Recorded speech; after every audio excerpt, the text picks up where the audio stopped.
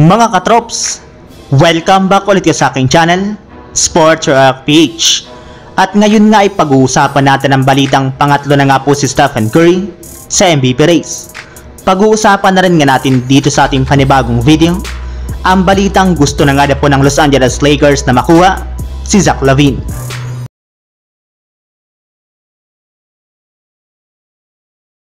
Katulad nga po ng napag-usapan natin nung nakaraang araw, isa nga po sa mga dahilan bakit angat ngayon ng Golden State Warriors sa standings ng Western Conference ay sa napakagandang ipinapakitang performance ngayong season ni Stephen Curry sa pag-average nga po niya ng 30.9 points, 4.8 rebounds at 4.2 assists per game.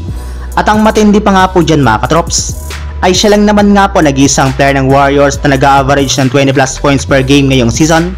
Kaya literal nga po nabuhat niya ngayon ang Golden State Warriors sa kanilang mga laro. At dahil nga po dyan ay umangat na nga po siya ngayon sa pangatlong pwesto sa MVP race ngayong taon sunod kina Luka Doncic at Nikola Jokic. At inaasahan nga po na mas tataas pa siya sa mga susunod nilang mga laban ngayong season.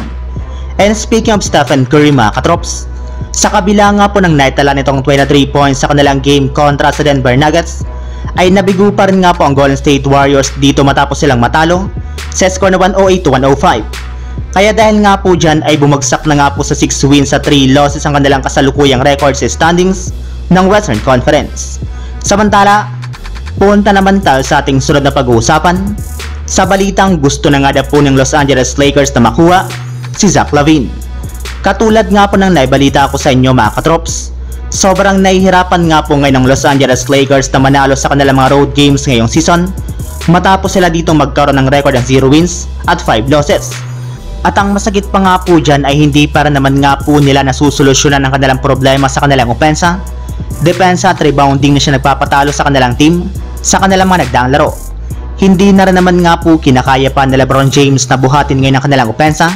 Kaya dahil nga po dyan ay may ilang mga Lakers fans na nga po nagsabi ngayon na kailangan na nga po talaga ng kanilang team na gumawa ng trade sa lalong madaling panahon. At isa nga po sa mga dapat nilang kunin ay si Zach LaVine ng Chicago Bulls. Yes, gusto na nga po ng mga Lakers fans na kunin si LaVine sa pamamagitan ng isang in-season trade. Gayong sa ganyang paraan lamang nga po nila mapapalakas ang kanilang lineup. At willing na nga po sila na i-trade ng Lakers ang kahit anuman sa kanilang mga players basta't makuha lamang nila ito sa lalong madaling panahon. So yun lang mga katrops, ang handog kong story ngayong araw. Sana nag-enjoy kayo, please like and subscribe my YouTube channel, Sports React PH, para sa iba pang story at update patungkol sa NBA. Kita-kits muli sa ating susunod na video.